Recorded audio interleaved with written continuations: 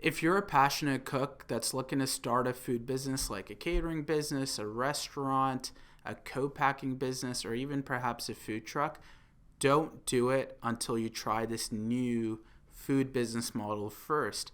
If you've already started your business, at least add this new food business model into your business to increase revenue without adding any other cost to your business.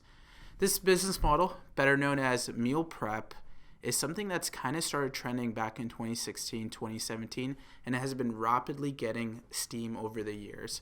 Now, here are top 3 reasons why you should add meal prep to your food business, or at least get started with meal prep to begin with. Number 1, the low barrier to entry.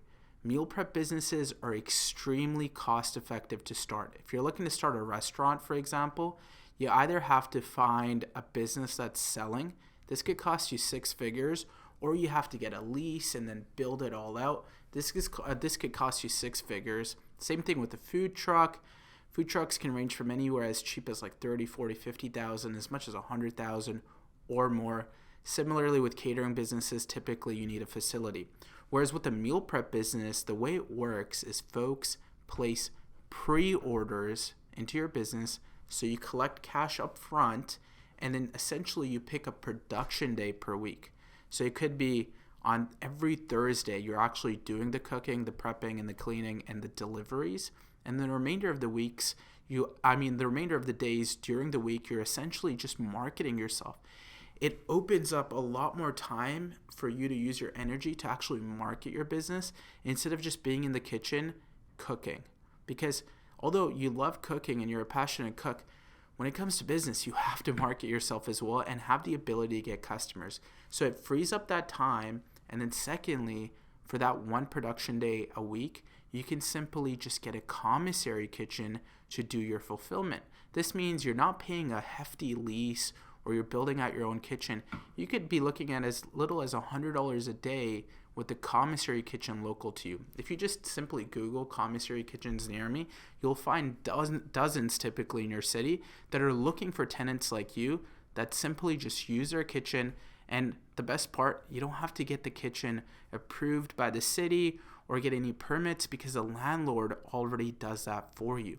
So you can get started with almost little to no cost. Number 2, it's a subscription-based business model. So if you've done a food truck or a catering business, food trucks are extremely dependent on the location. So you have to find the best location. And typically to find the best location, you have to build a partnership with whoever owns that location, or sometimes you just can't because there's already a food truck there that's capitalizing on that busy area. Whereas catering business, for example, they experience a lot of volatility. So in the summer or like when it's wedding season, they're making a lot of money, but in the winter months or in other months, it's almost nothing, right? So catering businesses experience a lot of volatility, and other businesses like a restaurant or a food truck are dependent on their location. Whereas a meal prep business, since you're marketing online on much wider radiuses, you can get a lot more people to find out about you, that you exist, and try your food without having to run into you on the street or actually having to physically see your location, right? So this opens your food business to a much wider audience, and we all know this in the food business. The hardest thing is getting new people to find out that you exist and try your food, because once they do, it's kind of game over because they've tasted your food, and if they genuinely like it, it's really, really easy to get them to come back. And then meal prep, instead of volatility, 80% of meal prep businesses, at least the ones that we work with, experience a baseline of revenue that they can depend on because it's a subscription-based business model where people commit to paying you every single week for 5 to 10 meals a week. And as long as they like the meals, they typically continue for a very long time. So you get a revenue that not only is growing rapidly because you're getting a much wider audience, but is actually sustainable. The last thing you want to do is get into a business where you experience roller coaster revenue, especially in the beginning. That can be extremely scary, especially if you don't have a lot of revenue or a lot of savings saved up, and you need the cash flow month to month, not only to pay business expenses, but actually, pay for yourself, lead your lifestyle, right? So that's the number 2 reason why you should get into meal prep first. And then finally, number 3, average order values, right? So most most food entrepreneurs that are looking to get started, their goal may be anywhere from like $10,000 a month to like $100,000 a month. It becomes extremely difficult for you to hit those targets when you're getting customers from like Skip the Dishes, Uber Eats, that are spending $20, $30, and then these third-party apps are taking like 30% of your revenue. Or even if you're a restaurant, walk-in customers are coming in, they're spending $20, $30, $40 on takeout. Meal prep, the ticket size is much higher. The minimum standard for a meal prep business is 5 meals minimum. So you'll never get a customer that orders less than 5 meals per week. And 5 meals can range from anywhere from like as low as like $70 up to $100, $150, even if you're more on the premium end of meal prep, right? So that's a really good reason to get into meal prep as well, is because your ticket size is a lot higher, which also leads into customer lifetime value, right? These customers, because they're spending a lot more per transaction, but they're also, most of them, subscription based, where they're paying you every single week, they end up spending thousands of dollars with you every single year.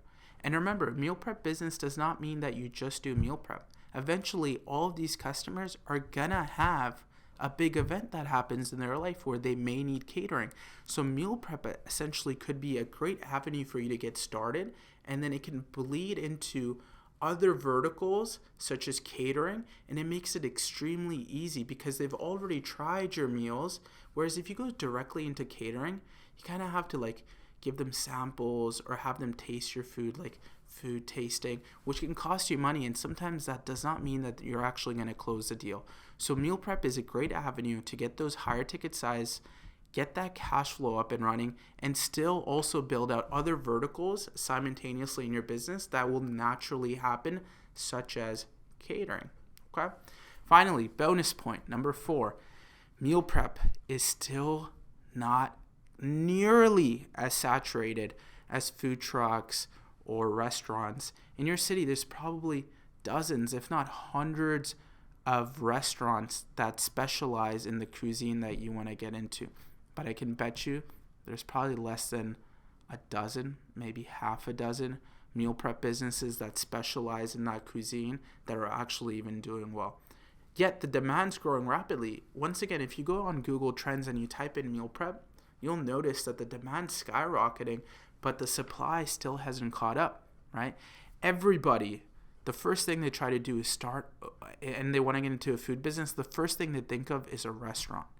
Most people are not thinking about meal prep.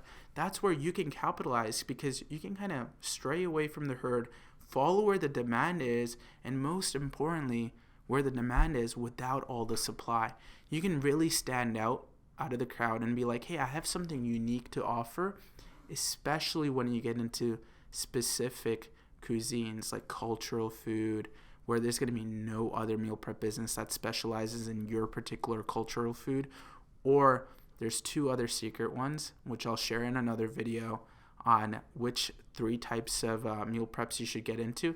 If you want to hear that now, just type it in the comment, be like top 3 meal prep categories, and I'll actually reply to you.